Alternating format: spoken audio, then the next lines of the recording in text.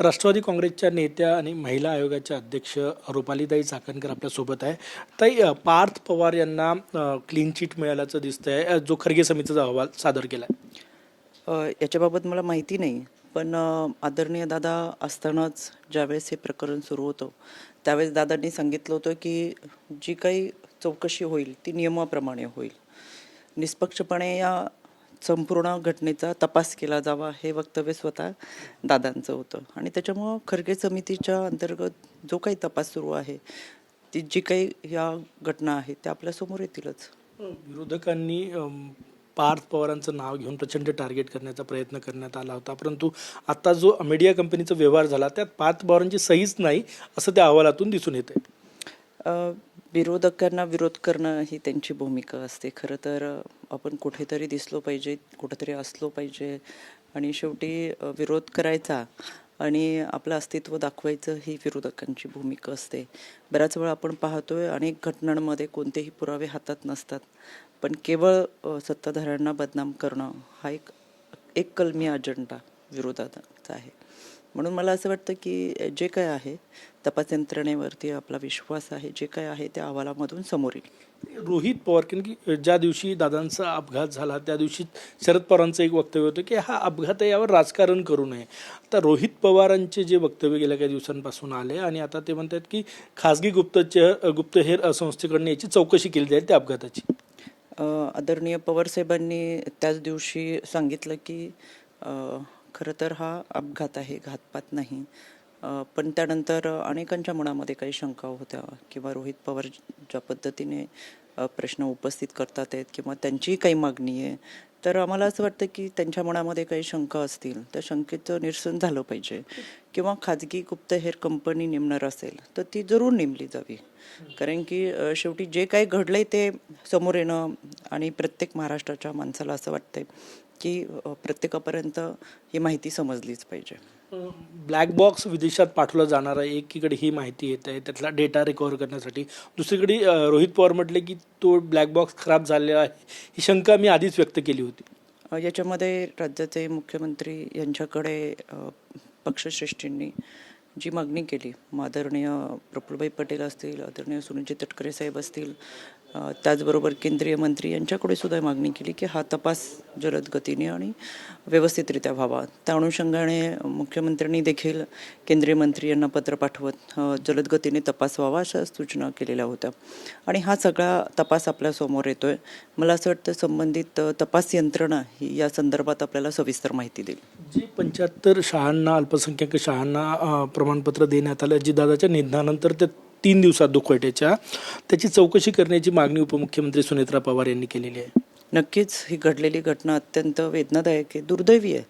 3 दिवसाचा दुखवटा असताना 75 फायलींवरती सह्या होतातच कशा आणि कुणाकडून झाल्या हे समोर आलं पाहिजे, आणि हे अत्यंत चुकीचं आहे.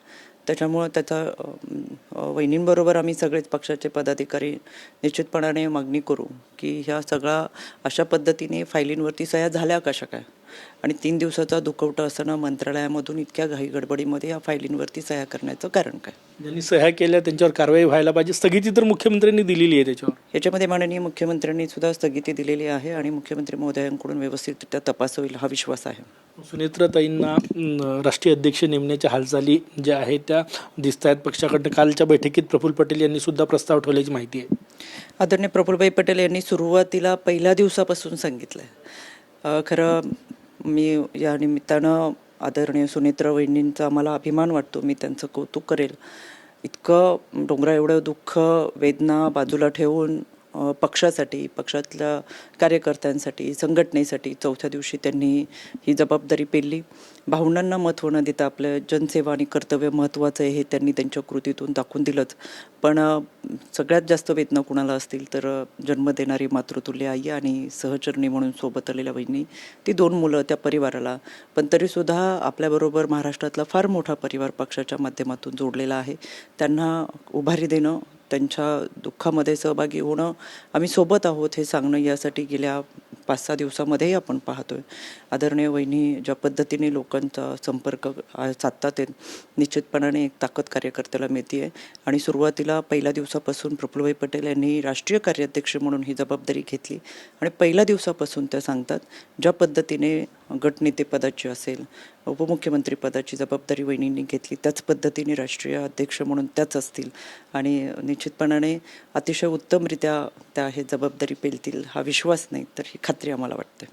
एक बच्चू कडू यांनी टीका केलेली आहे की भाजपचे काही लोक अजितदादांच्या राष्ट्रवादीत आहे आणि तेच लोक दादांची राष्ट्रवादी कमी करण्याचं काम करत आहेत. मी आत्ता सुरुवातीला तुम्हाला जसं सांगितलं की विरोधकांकडे काही पुरावे नसतात आणि आपण वक्तव्य करणं आणि चर्चेत राहणं असा एकमेव कार्यक्रम असतो. त्यांच्याकडे जर काही माहिती असेल किंवा ती त्यांनी पुराव्यानिशी सांगावी किंवा अशी विधारणं करण्यापूर्वी खऱ्या अर्थानं आपण ज्या बाबतीत बोलतोय त्याची शहानिशा करणं पण गरजेचं आहे असं मला वाटतं. शेवटचा प्रश्न ताई, विलिनीकरणाची चर्चा थांबली की अपेक्षा आहे की पुढच्या काळात सुनेत्राताई पक्षाचं नेतृत्व करेल आणि दोन्ही पक्ष एकत्र येईल? आदरणीय सुनेत्रा वहिनी ह्या आता आमच्या पक्षाच्या नेत्या आहेत, राष्ट्रीय अध्यक्ष म्हणूनच त्या लवकर जबाबदारी घेतील. त्याच्यामुळे विलिनीकरणाच्या संदर्भात समोरच्यांचे जे काही प्रस्ताव असतील तर ते त्यांनी जरूर आमच्याकडे वहिनींकडे द्यावेत, पक्षाकडे द्यावेत. आता इथून पुढे जो निर्णय होईल तो आदरणीय वहिनींच्या नेतृत्वात होईल. त्याच्यामध्ये वहिनींच्या नेतृत्वामध्ये आमचे पक्षश्रेष्ठी या संदर्भात निर्णय घेतील. कॅमेरामॅन सचिन सायांसह गजानन माटे, TV9 मराठी, नागपूर.